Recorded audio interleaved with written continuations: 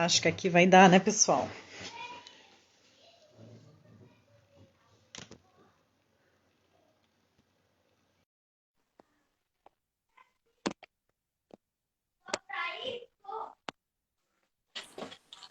Aí, Ê!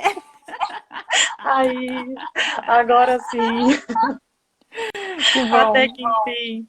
Pois é, Vou botar um menina, filtro, né, desliguei Magali? tudo aqui. Desliguei telefone, né? Não, esse filtro você tem que me ensinar, que eu não, né,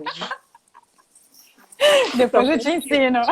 então tá, Ai, bendito, que sim, bom! Ufa! que bom mesmo. Então vamos lá, Magali. Você estava falando Vamos. então da questão do medo, né? Como Aham. é que é? Isso. A gente tem que tomar muito cuidado, né? Que é uma situação nova para todo mundo, né? O que está acontecendo.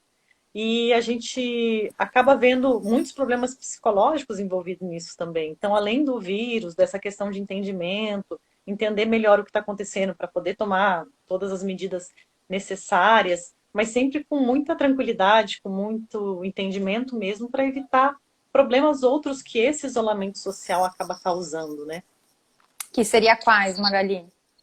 Então, muitos, assim, o que eu tô vendo, né, os meus pacientes, assim, é o medo mesmo, é aquela angústia de você não saber o que te espera, que você vai sair na rua e algo vai estar ali, né, te esperando para que... Então, Sim, tudo isso, como se eu fosse atingir a gente como se fosse um raio e a gente não tivesse a menor condição de defesa, né? Digamos assim. exatamente. Então, precisa ser entendido melhor isso, né? Precisa, assim, se todo mundo entender o que está acontecendo, quais são em que momento que a gente está, quais são as melhores alternativas para a gente fazer em determinado momento, isso traz uma certa segurança, porque você sabe aonde vai dar, onde que vai, para onde vai caminhar. Mas se fica tudo muita incerteza, isso é um problema muito sério. A incerteza leva a uma situação bastante complicada, né? Sim. Que é, na realidade, um dos dilemas que eu acho que a gente está vivendo em todos os níveis, né? Então, é como se fosse um dia de cada vez, né? A gente não consegue. Isso, É uma dificuldade de prever, né? O que vai acontecer lá na frente, né? isso. E Magali, deixa eu te perguntar, assim, porque você falou dessa questão da regionalização, acho que a grande maioria das pessoas que estão vendo a gente aqui nessa live são aqui do Sul.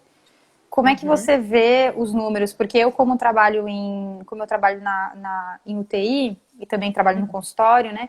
Eu vi que uhum, no início dessa história demorou para chegar e quando começou a chegar, chegou em pouquíssimos casos. Todos eles tinham um ou outro que eram graves, né? Obviamente, senão não estaria na UTI, né? E uhum. agora a gente não recebe caso, acho que já fazem uns 10 dias que a gente não recebe caso nenhum. E todos os outros meus amigos que trabalham em UTI, também nas outras UTIs da cidade, de Florianópolis, né? Também estão com essa mesma experiência.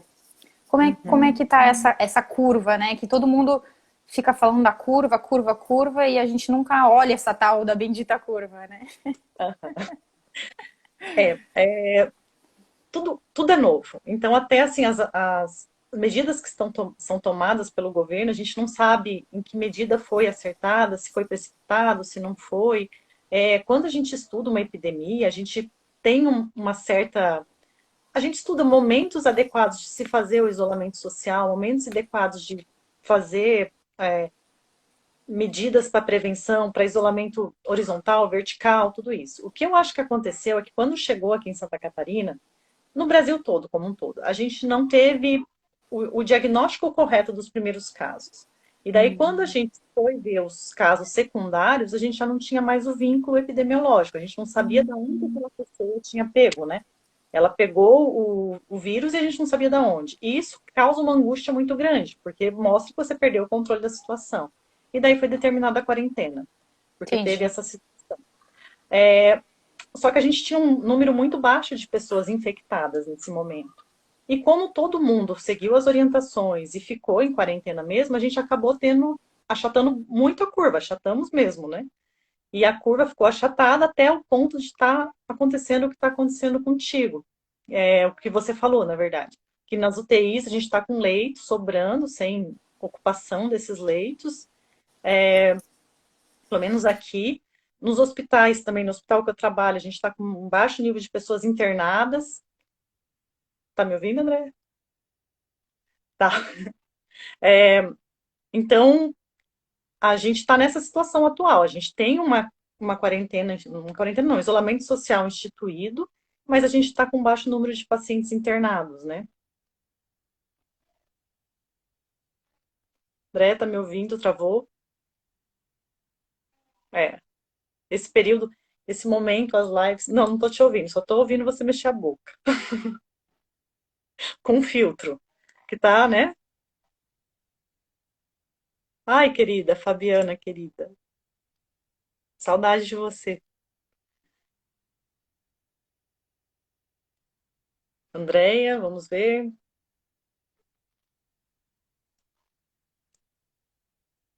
Bom, então, falando aqui, né? Então, a gente está nesse momento, nessa situação em que a gente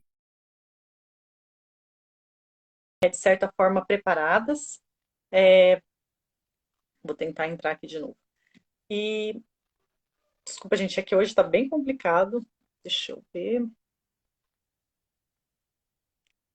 Vou solicitar que a doutora Andréia que volte.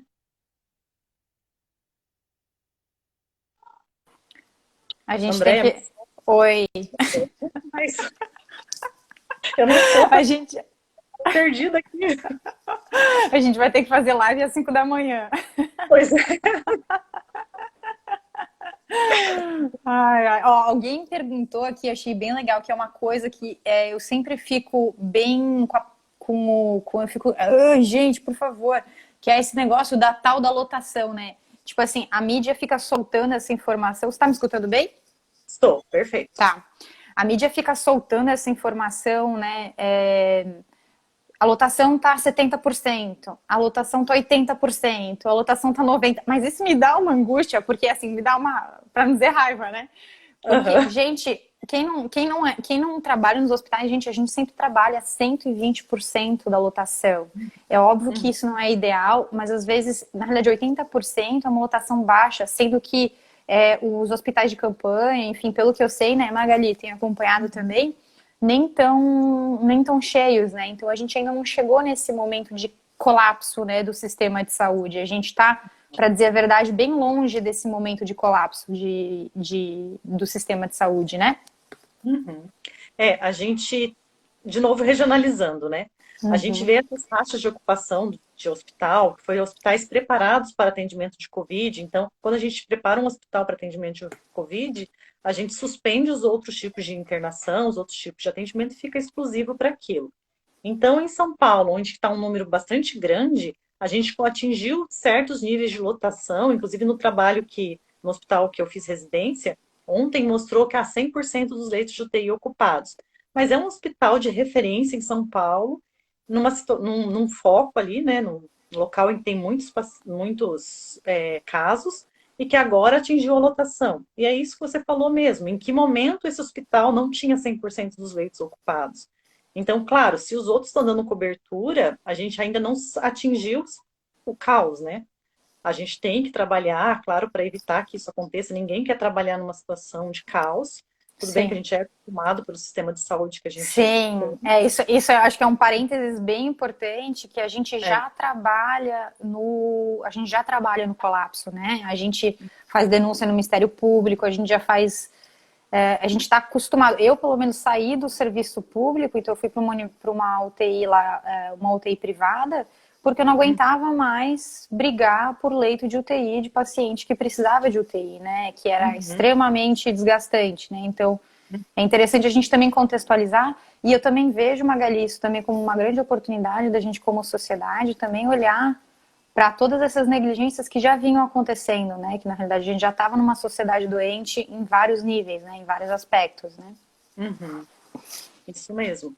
A gente já não tinha um controle de várias situações. Eu acho que, por mais que isso não seja o ideal, mas o Covid nos trouxe isso, nos mostrou na cara isso, né? Que ó, a gente vive no limite em várias situações, não só no serviço médico ali, que a gente acaba suprindo e dando conta, mesmo não devendo dar conta, mas em vários aspectos da nossa vida, né? Acaba sendo um tapa na cara mesmo, assim, a gente para pensar e fala assim, nossa, o que que eu estava fazendo ou em que situação eu estava indo e agora eu tenho que parar e ver, assim, o que que eu posso melhorar, onde eu posso ir, onde que eu vou minimizar dano E isso é um aprendizado muito grande, né?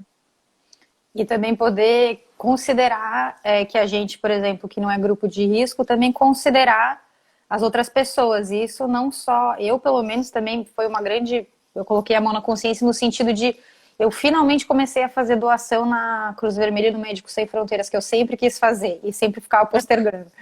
Aham. E, então também foi uma oportunidade de eu repensar as minhas prioridades, onde eu estava colocando a minha energia, onde eu estava colocando a minha grana, né, a nossa doação, porque às vezes a gente precisa que caia o mundo para a gente se restaurar como, tipo assim, tá, o que me chamou na medicina, o que me chama como ser humano, né, que contribui para o mundo, né, tudo isso, né. É isso mesmo. E Magali, ó, alguém perguntou assim, ó, como saber quantos casos, ó, o Carlos, como saber quantos casos? Essa é outra pergunta bem interessante. Se não temos mínimo número de testes, também é uma outra coisa legal, né? É. Como Então, infecto, como é que tu vê isso? é. A gente tem um número de testes muito limitado e a gente tem testes que não são tão bons assim, né? Quando a gente faz um teste, a gente fala que a sensibilidade é a chance daquele teste dar positivo e a pessoa realmente ter a doença, né? A pessoa ter a doença e o teste dar positivo, que é a sensibilidade. Então, a gente tem um teste que tem uma sensibilidade só de 63%, se feito de uma maneira adequada.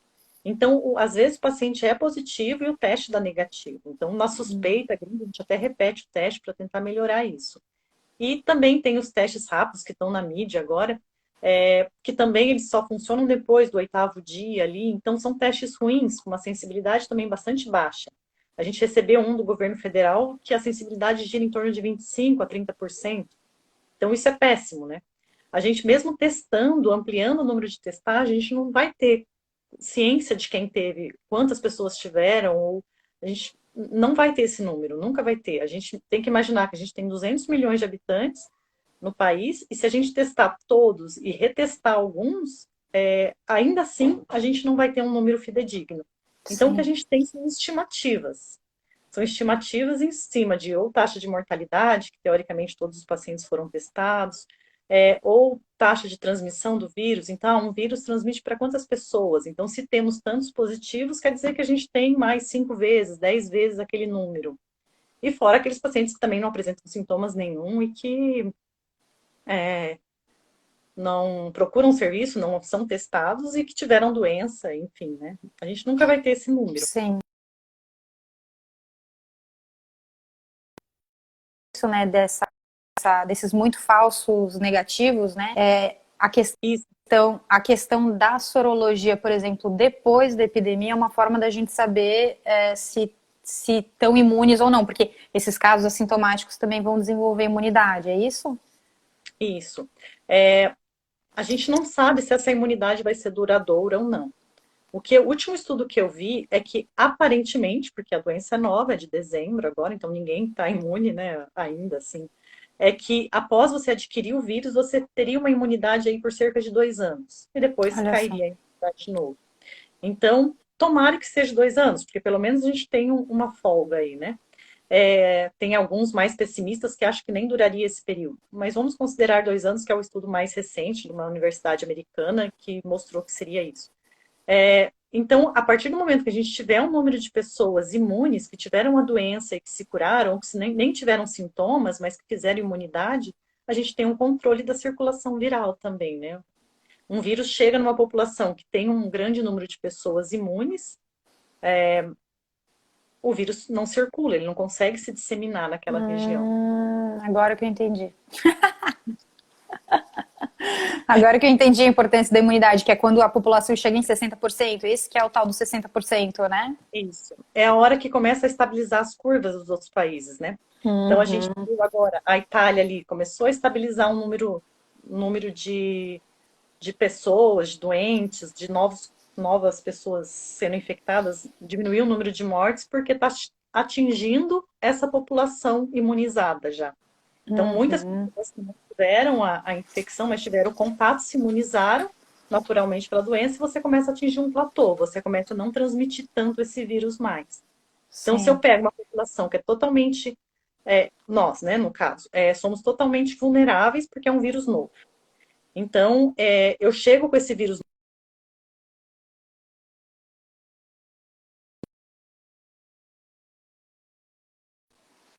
imunizada, seja por vacina, que não temos no caso do Covid, mas seja pela própria doença em si, eu não transmito para tantas pessoas mais, as pessoas não vão transmitir para tantas outras pessoas mais. Então, é isso mais ou menos. Chega um ponto de estabilização. Estabilização. Então, o Covid vai embora, vai desaparecer? Não, ele não vai, ele vai se tornar uma doença como H1N1, né? Então, daqui 1 ano, 2 anos, a gente vai ter ele circulando, vai ter pessoas que vão ser infectadas pelo Covid. Claro, uma proporção muito menor. Então, no começo, quando chega, infecta muitas pessoas e depois estabiliza, né? E ele passa a ser um vírus como um outro vírus que ataca o ser humano. Uhum. E o que que diferencia, por exemplo, a gente sabe que a gripe espanhola, que não era tão espanhola assim, ela matou muita gente, né? Considerando 50 milhões, pelo que eu vi os números, né? Considerando ainda numa população mundial muito menor do que a que a gente tem hoje, né? No início da década passada. Qual que seria... por que porque essa gripe matou tanto e, digamos assim, a taxa de mortalidade dessa gripe atual é tão menor? Será porque a gente não tinha os recursos médicos, hospitalares para atender essas pessoas? É isso? Eu acho que são muitos fatores, né? Não é só um. Mas a questão do suporte médico, isso vale muito, né? Era uma época que você, teoricamente, pegava a doença e se você tinha que sobreviver, você sobreviveria, mas se você tivesse que falecer, você faleceria. Claro que você dava aquele suporte, mas nada comparado ao que a gente tem hoje. Hoje em dia, a gente tem como manter uma pessoa viva ali nos ambientes intensivos de uma forma muito grande, né? Intensa. Isso, intensivo mesmo. A gente consegue manter uma pessoa viva e tentando esperar o organismo dela se restabelecer, enfim. E era coisa que a gente não tinha antes. Uma outra coisa que eu acho que isso ajudou é a questão, ajuda e atrapalha, né? A gente tem que ver os dois lados da moeda. Mas a tecnologia, hoje a gente tem acesso a informações de uma maneira muito rápida, né? Então, se você falar, a doença está circulando, vamos fazer isolamento, todo mundo faz. Então, essa Uhum. tecnologia ajuda também, porque se a gente tivesse esperado também, o vírus vai chegar e ninguém tivesse noção do que ia acontecer, ia começar a morrer gente que até você descobrir o que estava acontecendo, você não daria o suporte de UTI que a gente teria, um suporte médico. Então, são vários, né? Eu acho que a gripe espanhola, no momento que ela aconteceu, há 100 anos atrás, não tinha nem a estrutura que a gente tem hoje, né? Com certeza. Ó, tem uma pessoa aqui perguntando. Eu faço essas perguntas no sentido, às vezes, que eu vejo que essas são algumas informações que assustam a gente um pouco, né? E que são informações que, quando são liberadas na mídia, ou às vezes, se a gente for ligar o Netflix, os vídeos mais vistos é o Pandemia, né? São todos esses que é ficção científica, que traz realmente uma situação catastrófica, drástica, né? E daí é legal a gente também falar sobre isso no sentido de desmistificar e entender que era um outro momento, né? Tinha uma outra realidade, né? Era uma outra forma de lidar com a situação crítica, né? Então, acho que esses dois fatores que você citou, a comunicação e a possibilidade de fazer isolamento, assim como a tecnologia médica de manter as pessoas vivas e conseguir uma mortalidade menor, eu acho que são dois fatores realmente que impactam muito, né? Porque eu olhando os números, eu falei assim, gente, não é tanto assim, se a gente for pensar a quantidade de pessoas que morrem de influenza A e B, a quantidade de pessoas que morrem de H1N1, de pneumonia bacteriana.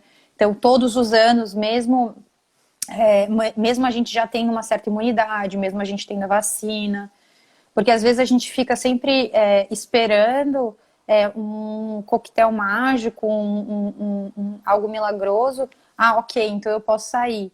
Eu tava até pensando nisso, que eu tava conversando, eu tava vendo, acho que no grupo das mães, né, da escolinha da minha filha.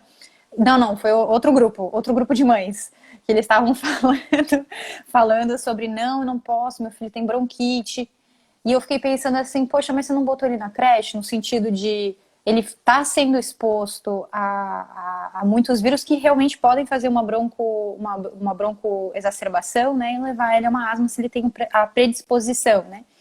E não sei, o que você pensa disso, como é que você vê? Eu acabei me perdendo aí quando você falou dos grupos das mães, eu fiquei pensando nos grupos das mães. Eu digo na quantidade quantidade, me parece que a quantidade de casos relatados não são tantos frente ao que se Isso. morre de influenza A e B, o que se morre de H1N1, anualmente, né? Mesmo com Uhum. vacina, mesmo com todas as prevenções. Como é que é Isso. isso? Então, assim, as pessoas, elas, mesmo a gente já conhecendo determinadas doenças, conhecendo o tratamento, conhecendo ou vacina, ou, enfim, as pessoas continuam morrendo dessas doenças. Então, essas doenças já estão dentro do nosso quadro de doenças e vai ficar. É, assim como o Covid vai ficar. Então, às vezes a gente fica assim, quantos morreram no Brasil? Quantos morreram hoje no Brasil de Covid? Mas a gente esquece que outras doenças também matam. E as outras doenças também estão acontecendo. Então, às vezes a gente fala assim, se a gente pegar doenças negligenciadas, né? Que é a tuberculose, enfim. Quantas pessoas morrem de tuberculose, né? E ninguém comenta disso, né? Porque tuberculose não é uma doença da moda, assim. Quantas Exatamente. pessoas E também morrem? não é doença de rico que também está acontecendo. Ai, não, já vai aqui a minha onda comunista, mas não é doença de rico que está acontecendo no hemisfério norte para todo mundo, né? Exatamente. Quantas pessoas no mundo morrem de malária por ano, né? É um absurdo, assim, uma Dengue. doença, dengue, né? Uma doença que a malária que tem cura, que tem tratamento, que tem cura, tudo bem, que é uma doença grave, mas tem dengue que é uma doença que, assim, é o empobrecimento do ser humano, né? Porque você deixa situações ali perto da sua casa em que o mosquito vai ali e depois o mosquito vai te picar. Tipo, se todo mundo se conscientizasse, isso não aconteceria. Então, são doenças que são negligenciadas mesmo e que matam também. Claro que agora o Covid entrou, por essa questão da gente não ter imunidade, a mortalidade vai ser um pouco mais elevada mesmo, né? Esse ano a mortalidade por Covid vai ser muito mais elevada que as outras doenças. Mas quando estabilizar essa situação, a gente vai ver que as outras doenças vão de novo entrar na frente do Covid em número de mortos, e infelizmente não vai ter todo esse alarde, né? Sim, porque às vezes se a gente gastasse toda essa mídia, esse esforço também para conscientizar sobre essas outras doenças que às vezes estão tirando a vida, não de pessoas que estão no final da vida, mas às vezes de recém-nascidos ou crianças, né? Se morre muito de mortalidade ainda infantil no mundo, né? Se morre de desnutrição, se morre de diarreia, gente, diarreia, né? Então, que eu acho que De é algo bem pobreza. grave. De pobreza, morre de pobreza, bem isso. Deixa eu ver se tem Uhum. mais alguma pergunta aqui. Eu tenho uma lista bem grande de perguntas, eu não sei se eu começo a fazer. Ó, a Fabiola perguntou: quando será o pico aqui no sul? Boa pergunta. É o que todo mundo quer saber. O pico, né? Vai ser em abril, vai ser em maio, vai ser em junho. A gente... Eu escutei uma história aí de um trabalho, eu não olhei o trabalho, mas que é uma expectativa de que talvez o isolamento social vá durar bem mais do que a gente imaginava, por conta desse achatamento da curva, né? A curva está tão achatada que isso vai ficar mais insidioso durante longo tempo. É Como isso. é que... É isso mesmo? É. Quanto mais a gente achatar, claro, tem que. É aquilo que eu falei, eu não sei se eu falei. A gente tem que achatar para a gente conseguir dar um suporte para esses pacientes que vão adoecer. Então, tem pacientes que vão adoecer e tem pacientes que vão adoecer grave que a gente precisa dar o suporte para eles. Se a gente der suporte, a gente tem uma chance desses pacientes que foram muito graves, deles se recuperarem e não morrerem. Se a gente coloca toda a população de uma vez em ambiente intensivo, a gente não vai dar o suporte necessário para cada pessoa. Mas quanto mais a gente achatar a curva, mais tempo a gente vai demorar para sair dessa situação. Então, o isolamento é o que está acontecendo, né? A gente se isolou de uma maneira para evitar a transmissão. Daí o que acontece? Você achatou a curva num ponto em que a gente tenha leitos de UTI disponível nesse momento, que não ocupados, mas a gente vai acabar aumentando o período de isolamento social, porque como é que a gente vai sair de um isolamento colocado numa. Então, quando vai ser? Vai ser daqui 15 dias. Daí os 15 dias passam, mas daqui 15 dias. E 15 dias passam e mais 15 dias. Então, a gente vai ficando nessa situação mais tempo. Porque a gente vai ser infectado? Vamos, todos vamos, né? Tô parecendo aquele prefeito de Limeira. Se você tem medo, você também vai ser infectado. A gente não tem como. O vírus ele não vai desaparecer. Então, se a gente está É, A gente vai o ter que vírus. lidar com ele, né? A gente vai ter que Isso, lidar com ele, a gente vai lidar com isso, medo e com a nossa vai. impotência também, né? Exatamente. Então, o vírus chegou, ele não vai desaparecer. Não adianta todo mundo também se trancar em casa e falar assim, ah, vou esperar o vírus desaparecer. Não. O que vai acontecer é que o vírus vai respeitar a sua curva epidêmica, que ele vai aumentar o número de casos. Se a gente der suporte para esses pacientes, ótimo, a gente vai estar lá fazendo de tudo para que isso minimize, e vai depois começar um platô e vai permanecer com a gente. Então, eu acho assim, claro, são medidas necessárias, a gente tem que pensar até que ponto isso é importante, isso vai ser benéfico para a população, mas a gente está chutando a curva de modo que ela fique mais tempo mesmo, né? Ó, o Vitor, o Vigo Martins, ele é meu colega da UTI da SOS. Ele está perguntando aqui, ó. Vemos a cada dia novos casos, mas os pacientes não estão internando. Será que estamos sendo muito eficientes no nosso tratamento domiciliar precoce? Aliás, não é essa a pergunta. Será que estamos evitando internações iniciando tratamento domiciliar precoce? Acho que ele com certeza está se referindo a todos os adjuvantes que vem vindo, né? Que é a hidroxicloroquina, azitromicina, N-acetilcisteína. Lá na nossa unidade a gente faz vitamina C, vitamina D, enfim, a gente deu uma incrementada lá no nosso protocolo, assim, da nossa realidade, né? Mas será que é isso, Magali? Pois Será que então, é essa eficiência? eu acho que a gente está com baixo número de pacientes infectados e a gente acabou mostrando para muitos pacientes a importância do autocuidado, né? Esse paciente, ele precisa entender que quando ele pega uma doença infecciosa, ele vai ter um período que ele vai estar com febre, que vai estar com mal-estar, mas que ele tem que se observar. E isso de se observar, se manter em casa, vendo, ah, não, agora realmente eu piorei, eu vou até a unidade hospitalar para receber um apoio, para ver se eu não estou bom mesmo. Isso a gente não tinha no Brasil, não era cultural. Como a gente, não sei, mas provavelmente nos prontos-socorros da vida que trabalhamos, quantas pessoas chegavam, ah, eu tive febre hoje. Ah, e que mais? Não, só febre. Tipo, eu tive febre há 1, 2 horas. E daí você fala assim, não, então, pode ser um quadro iniciando, tem que observar mais. Então, agora a gente está conseguindo fazer que essas pessoas tenham esse autoconhecimento. Isso é importante. E só procurar o atendimento hospitalar se realmente o quadro começa a se complicar. A outra coisa é que a gente teve uma vantagem em relação à China, que é que chegou aqui depois. Então a gente começou a estudar melhor. Eu acho que nunca antes uma doença foi tão estudada, a fisiopatogenia, como ela funciona, onde ela ataca, o que a gente pode fazer. Ah, se você for por esse caminho, eu vou te dar determinada medicação, se você for por esse outro, eu vou te dar. Será que a vitamina D é efetiva, o zinco, tudo, né? A gente colocou tipo, ivermectina, Tá anita, valendo tudo, tá tá valendo valendo tudo. tudo. É. Então, quem sabe? A BCG que a gente tomou, tem Sim. todas as teorias aí. Então, talvez a gente esteja numa situação melhor. Agora, o porquê, né? Será que é só isso? Será que os outros países também estão fazendo isso? Será que teria alguma proteção genética ou mesmo ambiental? A gente não sabe, né? Essa questão das vacinas, da BCG, a gente fica pensando, será que é mesmo um efeito protetor? Se não é? Então, se for, Sim. ótimo. Né? Se for, ótimo. Aquele. Teve um trabalho liberado, não sei qual que foi a revista, mas um trabalho recente sobre os fatores de risco dos pacientes internados lá em Nova York. Liberaram. Você viu esse artigo? Circulou aí os grupos dos médicos. E ele estava falando sobre que geralmente são homens, né, acima de 50 anos, hipertensos, né? E obesos, né? Eu achei isso bem interessante, que a obesidade como realmente um fator de risco para o desenvolvimento da doença grave. Não para pegar Covid, porque muitos podem pegar e não acontecer nada. Mas para manifestação grave, eu achei bem interessante, porque é justamente uma doença também negligenciada, né? A obesidade, ela também precisa ser olhada num contexto sistêmico, né? Então, a gente tem um processo inflamatório que acontece e também acho que eu até fico refletindo isso, até estava conversando com a doutora Armanda aqui na clínica, né? Que a minha sensação é como se a nossa... Sabe quando a gente fica doente? Tipo assim, tem uma doença grave.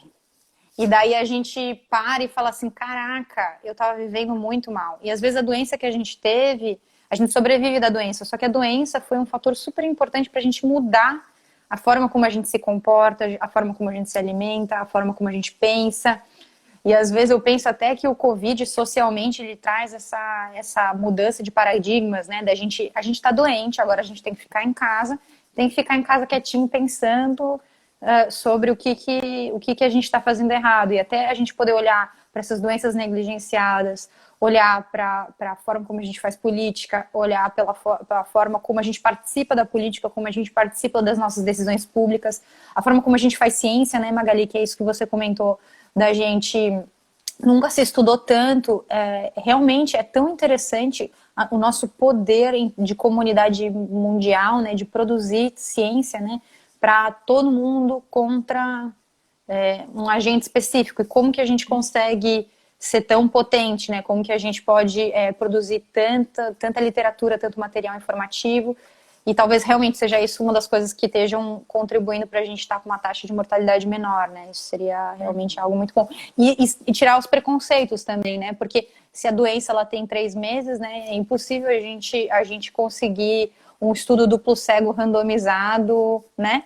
Uma meta-análise é impossível, a gente não vai conseguir uma meta-análise. E muitas vezes o que eu vejo também na medicina é que a medicina tem uma certa chatice, que a gente só pode fazer aquilo que é duplamente, triplamente confirmado pela literatura, e às vezes aquilo que faz muito sentido, que não faz mal, deixa de ser usado, né? E pode, desde que a gente, o primum non nocere, né? Desde que a gente não faça mal, e que seja individualizado e esteja um profissional de saúde se responsabilizando por aquela tomada de decisão, né, Magali? De uma forma individualizada, de uma forma observacional, vendo aquele indivíduo, né, como um, né? Exatamente, com certeza. Ó, tem mais perguntas aqui, vamos ver aqui, ó.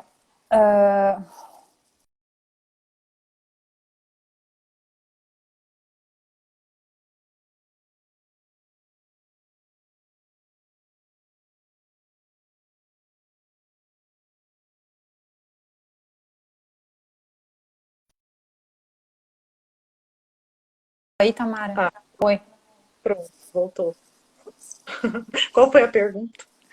O Carlos, ó, quais medidas de segurança devemos adotar? Então, assim, o distanciamento social, a questão do aumento da higiene, que é uma outra coisa que o Covid nos ensinou bastante, ao respeito ao próximo, a questão de se eu for sair na rua, eu vou sair de uma maneira que eu não vou prejudicar a outra pessoa, eu vou me resguardar.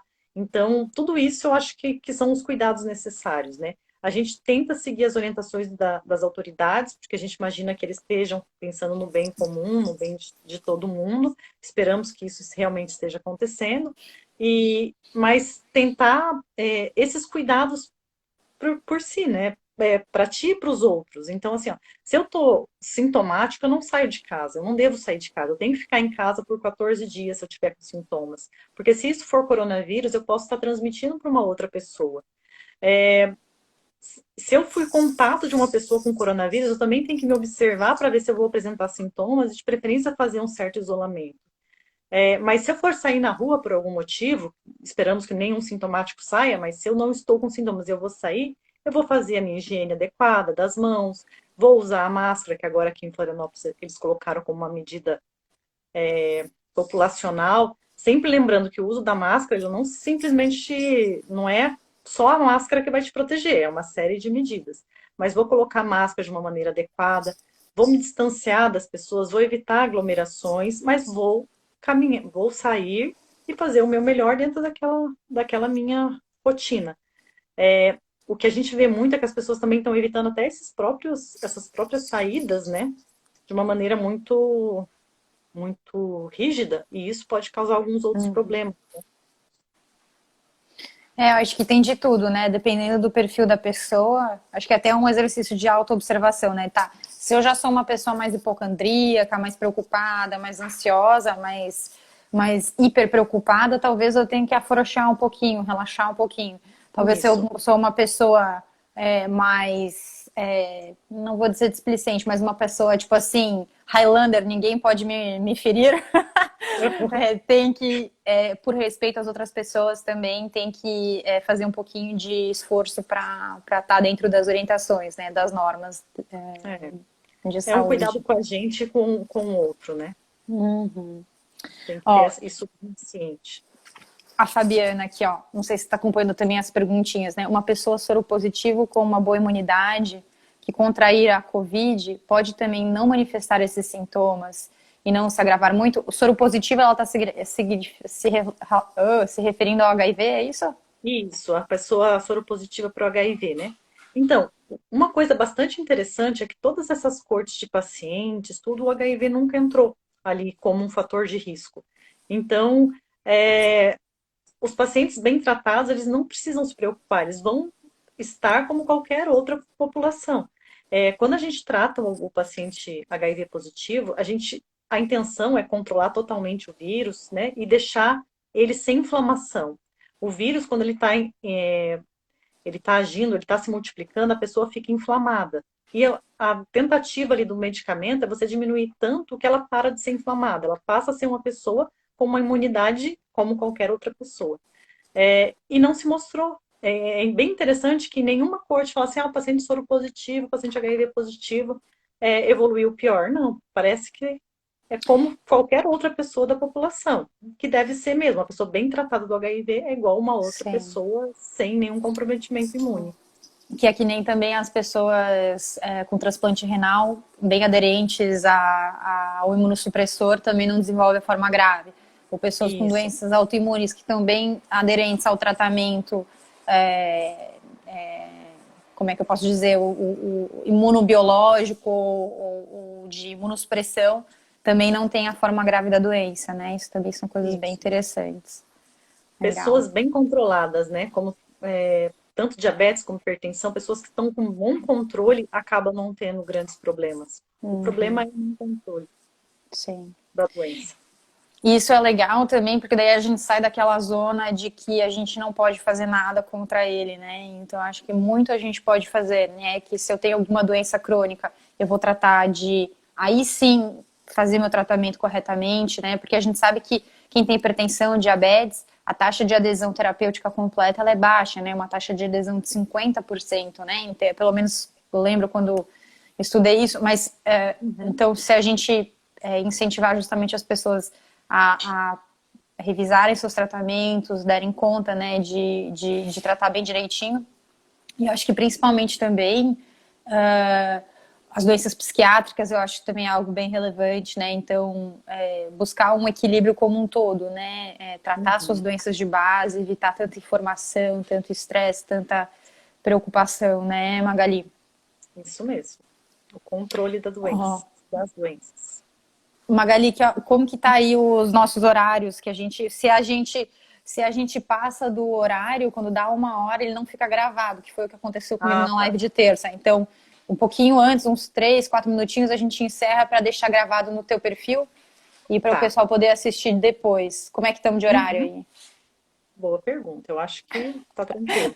Acho que vai aparecer para você aí quando estiver acontecendo. Então tá. Ó, Então. a Eu Alejandra tô vendo. Hum, A Alejandra pode falar. perguntou aqui, ó, teríamos que durante o isolamento nos blindar no sentido de aumentar e melhorar nosso sistema imunológico? Então, o blindar que é difícil, né? Na verdade, assim, a gente tem que trabalhar para que o nosso sistema imunológico seja adequado. Eu pego muitos pacientes que reclamam de, eu tenho um sistema imunológico fraco. E daí você vai perguntar o que está acontecendo. Não me alimento bem, não faço atividade física, vivo num estresse danado, então o cortisol ali estourando. E então, assim, essa pessoa não vai conseguir ter um sistema imunológico bom. Então, ela tá uma pessoa com desequilíbrio. Então, nesse momento de quarentena, de isolamento social, né? Quarentena não é o termo adequado. Se a gente puder fazer uma alimentação saudável, tentar fazer uma atividade física, mesmo se for dentro de casa, mas técnicas de relaxamento, diminuição de estresse, manejo do estresse, é o ideal, né? Já seriam de bom tamanho. Aí A eu vou. alimentação é muito importante, né? Com certeza, com certeza. A gente subestima o básico, a gente sempre subestima o básico. A gente quer É, tomar hidroxicloroquina, ou sei isso. lá. É muito mais fácil quando a solução está numa pílula, né? Quando algo que É, não envolve o nosso esforço, né? Quando a gente pode isso. simplesmente adquirir, pagar por algo, a gente é mais fácil. Magali, É. ó, a Maria Antonieta, ela perguntou assim, ó, pode falar um pouquinho sobre esses remédios para tratamento no caso de infecção e sintomas e seus efeitos colaterais, que eu acho que são essas medicações que está todo mundo falando, assim, acho que seria bem bom poder te ouvir falar sobre, acho que a hidroxicloroquina, azitromicina. Como é que tu vê essas questões aí? Então, eu acho assim, tem informação médica que tem a gente estuda onde a droga agiria, como ela diminuiria, aquela pessoa que iria se beneficiar de tal medida, ao invés dessa medida, se a pessoa foi mais para uma tempestade citoquímica, né, coisa mais médica, assim, talvez essa medicação, se ela foi pelo outro lado, talvez a outra medicação seja mais adequada para ela. Então, tudo isso é informação médica que a hora que chega no público leigo, por mais boa vontade que a pessoa tem de entender, é difícil entender. Então, assim, existe algumas indicações de hidroxicloroquina? Existe. Existe algumas indicações de tal outra medicação? Existe. A gente não pode colocar todo mundo no mesmo balaio. Então, o que é importante, assim, ó, se for prescrito pelo médico, foi orientado pelo médico a questão da medicação, ótimo. Você pode tomar, porque aquele médico pensou, individualizou aquele tratamento. Mas se eu falar assim, hidroxicloroquina é para todo mundo? Não, não é para todo mundo. Ela vai ser a solução do problema? Provavelmente não vai ser. A azitromicina também. Então, ela tem alguns mecanismos de ação que vai ser necessário em algumas situações, mas em outras não. Então, o que a gente tem que Sim. pensar é que a maioria da população que vai ter Covid, a grande maioria não vai ter sintoma nenhum, ou quando vai ter sintoma leve, autolimitado, 1, 2, 3 dias de febre, e depois vai se passar. Então, essas pessoas a princípio, elas não precisam de nenhuma fórmula mágica. O organismo dela mesmo vai conseguir controlar aquela infecção. Eu não estou conseguindo, está indo por um lado que não está bom, está me dando uma falta de ar muito grande.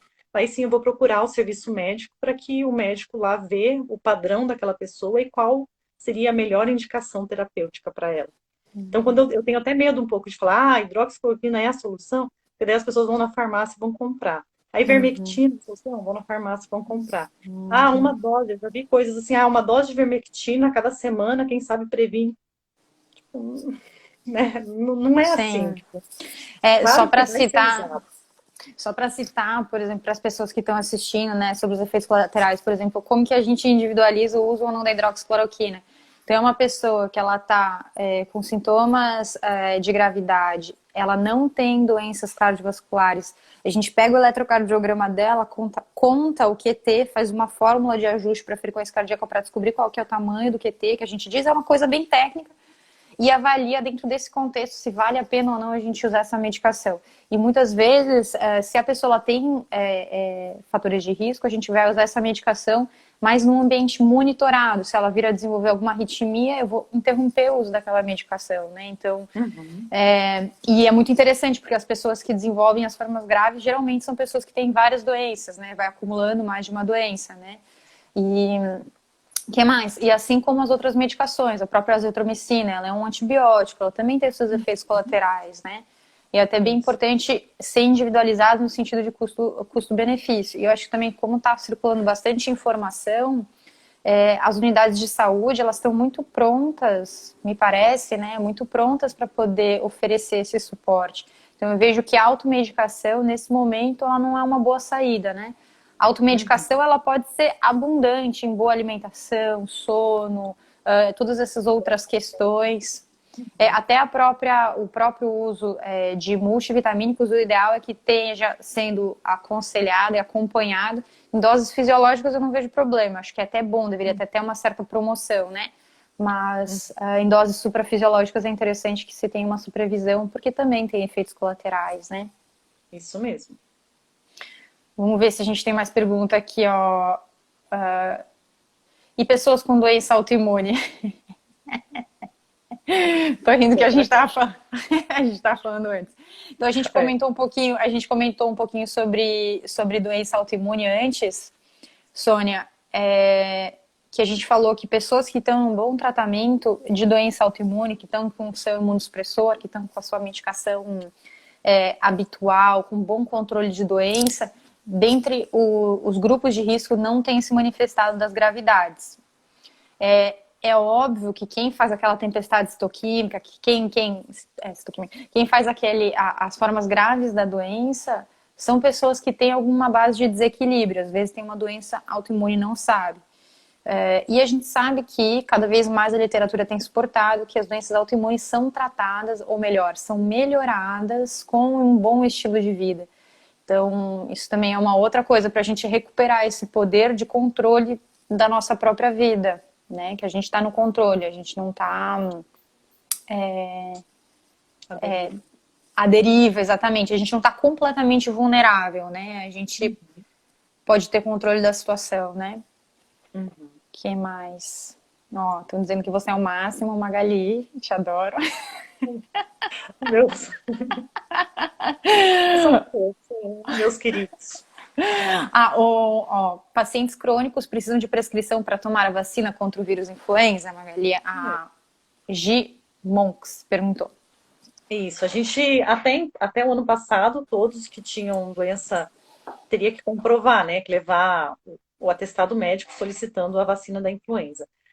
Alguns locais, eles dão uma ajudada, assim, se você levar uma receita provando que você é diabético, eles fazem a vacina, hipertenso também. Agora, eu acho que vai ter uma certa liberação, porque, assim, alguns médicos não estão atendendo, ou os pacientes estão com dificuldade mesmo de ir no consultório.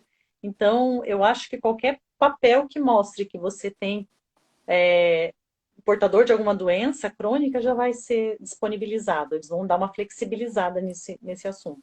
Um paciente meu ontem me pediu, pede aí. Eu escrevi num papelzinho, carimbei, mandei para ele a foto, e ele falou, foi no drive-thru hoje, conseguiu fazer a vacina, mostrando o celular. Então, né, Sim. eu acho que vai ter uma flexibilizada. Tô rindo aqui do Magali, você é demais. Ai, é a Maria. Maria, saudade de você. Ô Magali, e me diz uma coisa, quem que tem indicação de tomar vacina da influenza? Então, os pacientes acima de 60 anos, né, que são os idosos, as crianças abaixo de 5 anos, ia ter uma mudança agora para 7, mas eu acho que é abaixo de 5, portadores de diabetes, doenças crônicas, diabetes, hipertensão, hepatite crônica, imunossuprimidos, pacientes soropositivos para HIV. Essas pessoas se beneficiam da vacina da influenza pelo SUS. Tá. E daí, quem quer. Como é que é a tua visão sobre a vacina da influenza em outras pessoas que não são um grupo de risco? Porque, até onde eu sei, ele previne as formas graves da doença, que na realidade quem está suscetível realmente são os grupos de risco. Como é que Isso. é isso, Magali? Então, existe uma população que se beneficia da vacina e a outra que acaba tendo um benefício um pouco menor, mas a gente tem que pensar no contexto dessa pessoa também, né? Por exemplo, eu sou uma pessoa que mora com um paciente imunossuprimido. Vale a pena eu fazer o uso da vacinação? Vale. Porque você está diminuindo a chance de transmitir para aquele seu familiar ou aquela pessoa que você mora uma doença que é imunoprevenível. Eu Sim. moro com meu filho que é asmático, vale a pena? Sim. Profissional de saúde também, que é outra indicação, vale a pena? Vale a pena. Então você sempre tem que pesar o risco-benefício daquela vacinação, né? Instituir para todo mundo não é a melhor forma. Inclusive, eu vi uma pergunta ali da Flávia sobre as vacinas pneumocócicas, que entram muito nisso, né? Eu estou recebendo vários questionamentos sobre as vacinas pneumocócicas. Devo fazer? Não devo fazer? Então tem que ser individualizado, não é para todo mundo. Não precisa você ir numa clínica de vacina e gastar rios de dinheiro para fazer uma vacina que talvez para você não tenha sido um benefício tão claro, né? Então as vacinas pneumocócicas, elas têm faixas etárias para se fazer, para você ter um benefício daquilo. Então tudo tem que ser um pouco individualizado, não dá para colocar todo mundo no mesmo quadro aí, no mesmo barco. Sim.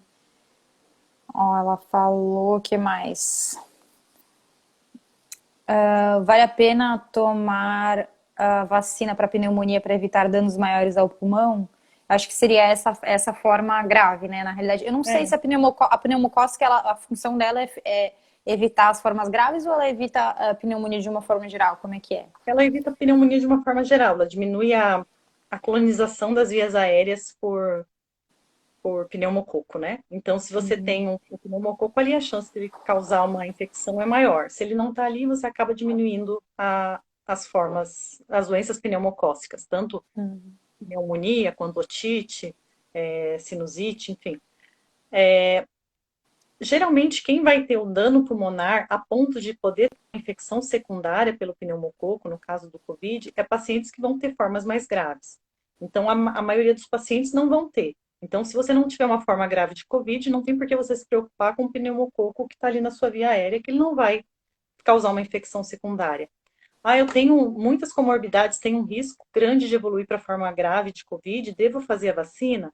Deve, porque se você tiver uma doença mais significativa, um dano pulmonar mais significativo, em um ambiente intensivo, a gente sabe que tem as pneumonias associadas à ventilação, tem todas essas questões. Você acaba diminuindo um risco potencial de piora no futuro, né? Sim. Depois do tratamento da sua doença. Sim, sim. Magali, acho que a gente tá finalizando o nosso tempo, né? Acho que já falamos bastante, acho que foi bem legal, pelo menos eu aprendi bastante. Muito obrigada. Foi bem legal. Obrigada. Obrigada também. Que bom que deu certo, né? Migramos aqui para o teu e no final das contas funcionou. Que bom. Pois é. Foi bom mesmo. No comecinho meio ruim, mas foi. Sim. Obrigada por Tá tudo, bom. então, Magali. Obrigada também. Fico à disposição. Tá, Vou então encerrar. tá. De repente, só Tchau, deixa, tchau. deixa salvo no A finalzinho live. eles vão perguntar se você quer deixar salvo, daí aperta o Sim. botãozinho para deixar salvo. Me ensina com esse negócio tecnológico. Você precisa ver a dificuldade que eu tenho. Assim, o Covid me ensinou isso, me ensinou a ter um Tá, pouquinho mais de maleabilidade. tá ensinando bastante, né? Meu Deus. Então, tá Até bom. mais, Magali. Até. Um beijo grande. Beijo. Tchau.